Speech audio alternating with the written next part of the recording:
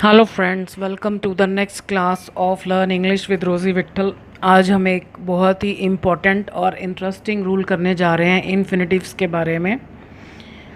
It is said, ये passive voice है।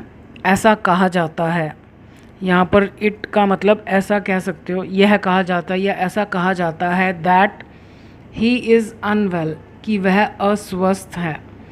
अब इस सेंटेंस को कहने का एक तरीका और भी है कि हम इस इट को निकाल दें और जिसके बारे में कहा जाता है उसी को सब्जेक्ट बना दें। ये पैसिव वॉइस में ही रहेगा।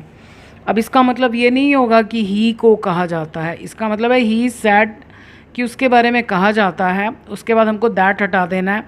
ही को तो हम ऑलरेडी स्टार्टिंग में ले आए। सैड के फ़ौरन बाद हमको इन्फिनेटिव लगाना है। तो इसमें वर्ब क्या है? इज़। तो हमने क्या किया, टू के बाद इज़ लिखा, तो यहाँ पर आकर इज़ क्या हो गया? बी हो गया। बी और इज़ एक ही चीज़ है। जैसे गो का मतलब जाना, वेंट का मतलब भी जाना, गॉन का मतलब भी जाना, ऐसे ही बी का मतलब होता है होना, इज़ का मतलब है, वॉज का मतलब था। तो ये सब बी की फॉर्म्स है, is, am, are, was, were. Has, have का बी से कोई रिलेशन नहीं होता। स्टूडेंट्स को मैं ये बहुत बार समझाती हूँ कि बी की फॉर्म का हैज़, हैव से कोई रिलेशन नहीं है, लेकिन फिर भी वो बी और हैज़, हैव को मिक्स कर देते हैं। अगर आपको भी कन्फ्यूजन है तो आप मॉडल सेंटेंसेस के ऊपर मेरी वीडियोस जो हैं उनको ज़रूर देखिएगा। आपको बिल्कुल क्लियर हो जाएगा कि बी और हैज़, हैव कब आता है, कहाँ आता है, क्यों आता है। So he said to be unwell, ये बहुत यूज़ होता है। इट इज़ सैड, ऐसा कहा जाता है। इसमें दो तीन तरह के वर्ब्स यूज़ होते हैं, या तो सैड या बिलीव या सीम। मतलब यहाँ पर कोई बहुत लंबी चौड़ी लिस्ट नहीं है वर्ड्स की। किसी के बारे में कुछ कहा जाता है, किसी के बारे में कुछ माना जाता है और किसी के बारे में कुछ लगता है। बेसिकली ये तीन चार ही होते हैं। इट इज़ सैड, ऐसा कहा जाता है दैट ही वॉज अनवेल। अब ये देखो, ही इज़ अनवेल और ये ही वॉज अनवेल, तो ये तो सेम ही रहेगा, ही इज़ सैड। अब यहाँ पर हमको परफेक्ट इन्फिनेटिव लिखना है क्योंकि ये पास्ट की बात कर रहा है। तो बी की फॉर्म तो आएगी क्योंकि हमारा वर्ब यहाँ भी बी की फॉर्म था, यहाँ भी बी की फॉर्म था। लेकिन अगर हम यहाँ पर भी टू बी लिख देंगे तो हमको कैसे पता चलेगा कि अब ये पास्ट की बात कर रहा है या प्रेजेंट की बात कर रहा है, अगर दोनों जगह टू बी आएगा। यहाँ तो हमें क्लियरली पता चल रहा है दैट लगाने के बाद कि ये पास्ट की बात कर रहा है, कि ऐसा कहा जाता है कि वो बीमार था इसलिए उस दिन पार्टी में नहीं आया। ऐसा कहा जाता है कि वो बीमार है इसलिए वो आज पार्टी में नहीं है या मीटिंग में नहीं है।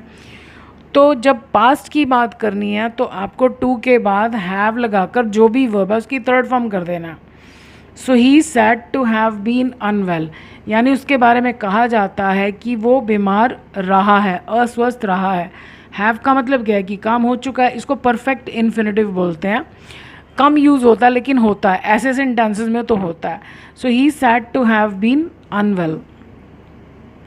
इट इज़ बिलीव्ड, ऐसा माना जाता है that the god has incarnated, की जो भगवान है सुप्रीम पावर, उन्होंने अवतार लिया है ऑन दिस अर्थ, इस धरती पर। ये अम्टीन की स्पेलिंग में कुछ कटिंग होगी इसलिए मैंने दोबारा लिख दिया, umpteen times. Umpteen times means many times. So ऐसा बिलीव किया जाता है कि भगवान ने इस धरती पर बहुत बार अवतार लिया है, यानी वो अलग अलग रूप लेकर इस धरती पर बहुत बार आए हैं। अब जिसके बारे में बिलीव किया जाता है उसी को सब्जेक्ट बना दिया और ये ऐसे का ऐसे रहेगा। द गॉड इज़ बिलीव्ड, इसके फ़ौरन बाद टू। अब क्योंकि ये प्रेजेंट परफेक्ट है तो ये टू हैव इनकारनेटेड अम्पटीन टाइम्स, वो बाकी सेंटेंस वैसे का वैसे रहेगा, मैंने लिखा नहीं है। So the god is believe to have incarnated, यानी उनके बारे में ऐसा माना जाता है कि वो ऐसा कर चुके हैं। अब हैव के बाद थर्ड फॉर्म है तो ये प्रेजेंट परफेक्ट ही है। इट सीम्स, ऐसा जान पड़ता है that the teacher is saying something, कि टीचर कुछ कह रहे हैं, ऐसा लगता है। जैसे मान लिया हम क्लास के बाहर खड़े हैं और हमको अंदर से आवाज़ आ रही तो हम कहते हैं ऐसा लगता है कि टीचर कुछ बोल रहे हैं, कुछ कह रहे हैं। अब जिसके बारे में आपको लगता है उसी को सब्जेक्ट बना दो। द टीचर सीम्स, इसके फ़ौरन बाद टू। अब क्योंकि ये कॉन्टीन्यूज़ है तो यहाँ भी कॉन्टीन्यूज़ ही रहेगा। इज़ का क्या हो जाएगा? बी।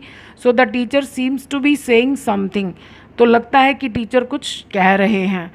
तो ये सेंटेंसेस में ये वाला पैटर्न जो है ये एडवांस्ड लेवल का है और इससे ये इम्प्रेशन पड़ता है कि आप इंग्लिश की अच्छी नॉलेज रखते हो। ये गलत नहीं है लेकिन ये बड़ा सिंपल सा तरीका है जिनको काम चलाना है बात कहने के लिए, तो ये एक सिंपल सा तरीका है। ये बहुत इम्पॉर्टेंट रूल है, इसके लिए आप प्रैक्टिस कीजिए। मैं कोशिश करूँगी शॉर्ट वीडियोस बनाने की कि जिसमें मैं आपको ये सेंटेंस दे दूँ, क्वेश्चंस दे दूँ और उसके बाद आप उनको करें और फिर उसी वीडियो में आप आंसर्स भी देख सकते हैं। So I wish you all the best. Thank you for watching this video.